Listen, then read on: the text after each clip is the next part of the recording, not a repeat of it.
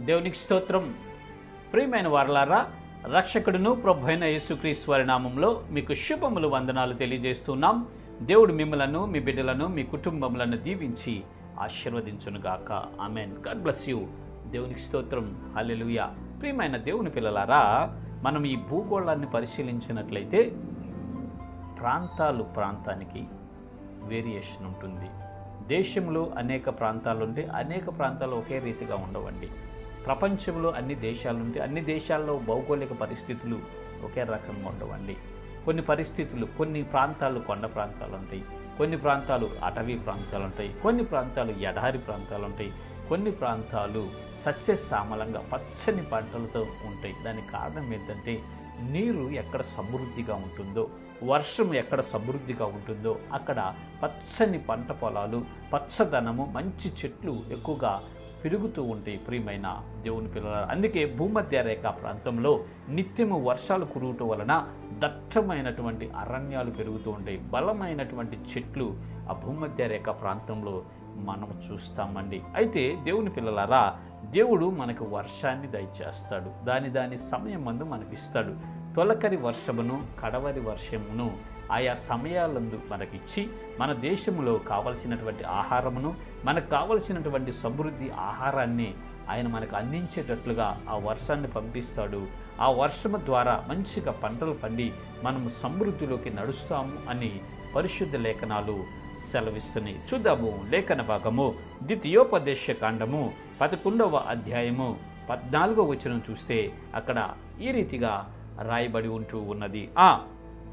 మీ దేశమునకు వర్షము అనగా తొలకరి వానను, కడవరి వానను దాని కాలమున కురిపించదను. అందువలన నీవు నీ ధాన్యమును, నీ ద్రాక్షారసమును, నీ నూనెను కూర్చుకొందువు. దేవునికి స్తోత్రం. హల్లెలూయా. దేవుడే తొలకరి వర్షమును, కడవరి వర్షమును వాటి సమయముల యందు పంపిస్తాడండి. ఎప్పుడు ఆయన ఈ తొలకరి వర్షమును, ఈ కడవరి వర్షమును ఆయా సమయాలందు పంపిస్తాడు అంటే ఆయన కట్టడలను, ఆయన విధులను, ఆయన ధర్మశాస్త్రమును, ఆయన చిత్త ప్రకారం మనం నడుచుకున్నప్పుడు మాత్రమే ఇవి జరుగుతాయండి.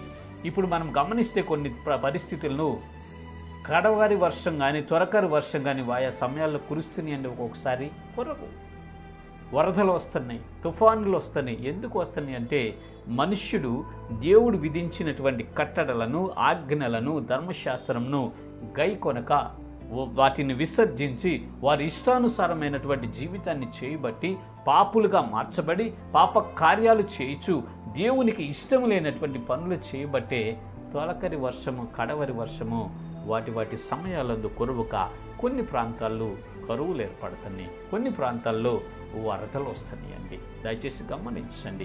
ఇక్కడ పరిశుద్ధ లేఖనాలు స్పష్టంగా సెలవిస్తున్నాయి. తొలకరి వర్షమును, కడవరి వర్షమును దాని సమయములు ఎందని కురిపించి ద్రాక్ష రసమును, సమృద్ధి ఆహారమును, ఆ పంటను మీకు అనుగ్రహింపచేస్తాను అని దేవుడు మాట్లాడుతున్నాడండి. అయితే ఎప్పుడు అంటే ఆయన కట్టడలు, ఆయన ఆజ్ఞలు, ఆయన విధులను మనము గైకొని పరిశుద్ధ జీవితం చేస్తూ ఈ విశ్వాస యాత్రలో మనం ముందుకు నడవగలిగినప్పుడు దేవుని యొక్క మెండైన దీవెనలు మనం పొందుకుంటాం. ఆ కడవరి వర్షం, ఆ తొలకరి వర్షముల ఆ జల్లుల వలన మంచిగా పంటలు పండి మనము సమృద్ధిగా ఆహారము తిని క్షేమకరంగా ఉంటాం. ఇటు కృప దేవుడు మనకు కలుగు చేయనుగాక. ఆమెన్. God bless you. దేవుడికి స్తోత్రం. హల్లెలూయా. క్రైస్తవ